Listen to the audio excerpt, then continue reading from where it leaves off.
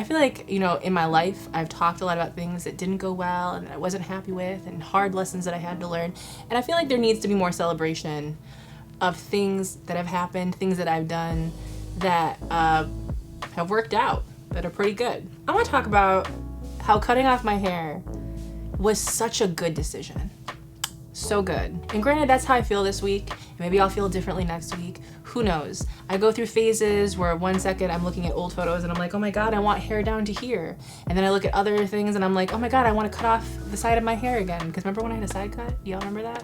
She's back. She's grown. She's here.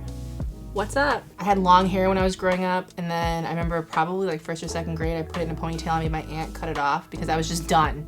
I was over it. My mom was horrified. She kept my hair in an envelope. It's probably still in an envelope. I mean, just my brother and I both having our hair cut from long to short was so traumatizing for my mother. And I'm here to traumatize her again because you know what? By the way, Zoya, amazing person, married to Mike Falzone, who I'm friends with, who we used to go on tour together. That's how I met Zoe. She will confirm for you that my hair has been a science experiment. The journey of Blondes has been a trek. Time goes by so quickly. I forgot it's been like 5 or 6 years that I've been blonde. And as someone who, I mean, when I moved here, I think I had dark like box dye black hair, and then eventually like a very intense red, and then I tried to get from that to blonde. It's been a journey. My hair grows incredibly fast. It makes no sense. My hair pulls incredibly warm.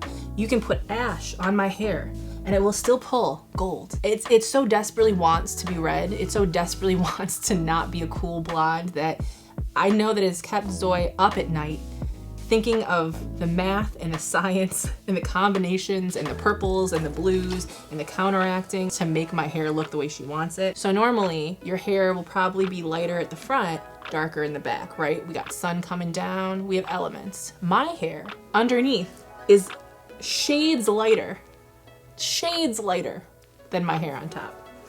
Again, I'm a science experiment. We could go into the other ways that I'm a science experiment by the fact that like I continuously have injured myself in ways that make no sense and then like refuse to go to a hospital and put coconut oil and prayer over it and have like massaged myself out of like broken ankles and broken faces. And you know, I'm not saying that I'm Wolverine,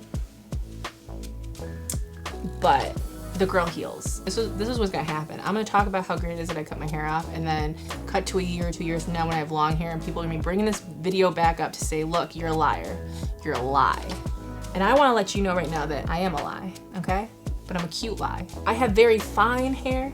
I have a lot of it, very fine. And in blonde, it doesn't matter how good, it's gonna dry your hair out, it's gonna damage it in some kind of way. And so my hair that is wavy and fine, the longer it gets, sort of just, it's like cute the first day, it's defined the first day, and then inevitably just everything from here down gets flattened out, and then I have like, my hair is half wavy, half straight, and it's so fine that it doesn't do it, there's no volume, it doesn't do anything, and so half the time I'm putting it in like a little bun up top, which is super cute. Inevitably, like I wanna do other things. I wanna let her run free a little bit, you know, I wanna feel the wind, okay? For months, I've been saving all of these photos on Instagram of people with like long, wavy hair, and so that's all I've been saving for months and months, and then I swear to God, 2 days before I went to get my haircut, I saw a cute photo of a short haircut, and I thought, what if I did it though? What if I did it? Listen, this is not the first time that I've chopped my hair off with Zoya. Like I've had cute little bobs in the past. They're very similar to this.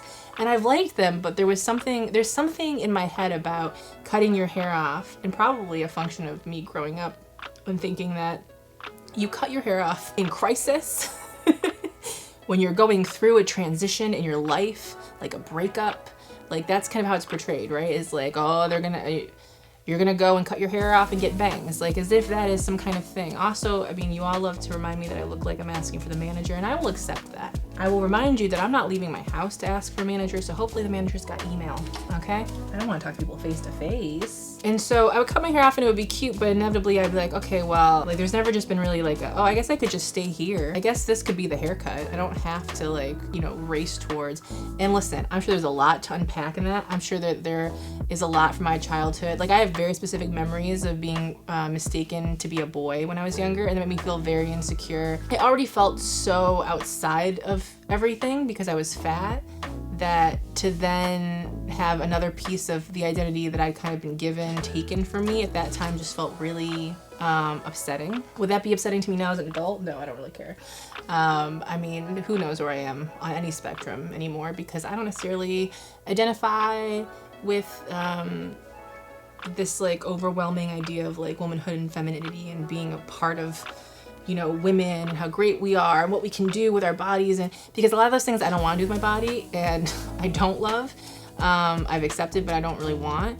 And then other parts of that, I felt left out of that. And I don't know if that's a function of gender identity or if that's a function of fatness and not necessarily having an experience of like interwoven womanhood connection. Something to think about.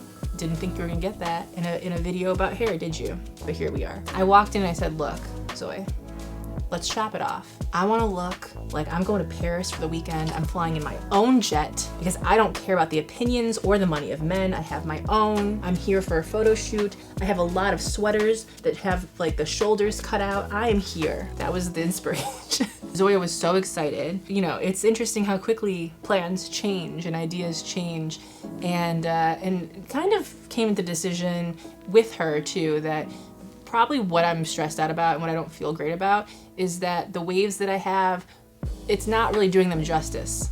It's not, you know, they're just kind of getting lost, and then it feels like it's just like around my neck and I want it off my neck, and it feels like it just, you know, it's so fine, so everything, I can only use like so little product and it just builds up so quick, and it's just a lot. I can't be trusted with the maintenance of it. It's too much. And I'm just trying to keep a dog alive, you know? I'm just trying to like pay my rent. I don't need all of this. But also like a decision that if I want to grow it out and I want to try other things, it'll be easier for me to do that, and it'll probably feel better when I'm back to at least a color that's closer to my natural hair color, and not, you know, going to the depths of Hades to try to get this blonde. Now, at the end of the haircut, the best thing about it was like, you know what I love about you? Is that anyone else whose hair I would cut would be like pleading with me, crying, trying to like figure out a halfway point because, you know, it would just be like such a big deal. And I had no emotional response except for being excited. There was no fear of, oh, like how is this gonna look and what is this gonna say and does this take away, you know, all these ideas that are kind of passed down to you of like your femininity and what it means and like, am I gonna look like this and like, do I have the face for it? Am I too fat for it? Like these are legitimate things that are passed down to us to believe. And I just embraced it. And so when she was done, I was feeling cute. I was feeling rich. Not my bank account, but like in my soul. I was a little nervous for how it was gonna look wavy because I was just nervous, but you know what? 2 days later when I washed it and did it, I was like, this is cute too. And then I blow dried it for the first time about a week or two later, and it took like minutes, like in the single digits. And that's when they got me. That's when I realized that long hair is propaganda. They have us out here all terrified that no men are gonna want us. And you know what? Really in 2019, I realized who wants to be wanted by men. The more I can do to be uninteresting to men, especially men that would be specifically like, I can only date someone with long hair, I can only date someone that's thin, or I can only date, ooh, sounds miserable. Sounds like I'm gonna be getting cheated on in a marriage. It sounds like I'm gonna be staying in something I don't wanna be in because I feel like I've made one choice and I have to make that same choice for the rest of my life. I'm in therapy. So here we are, on the raggedy edge.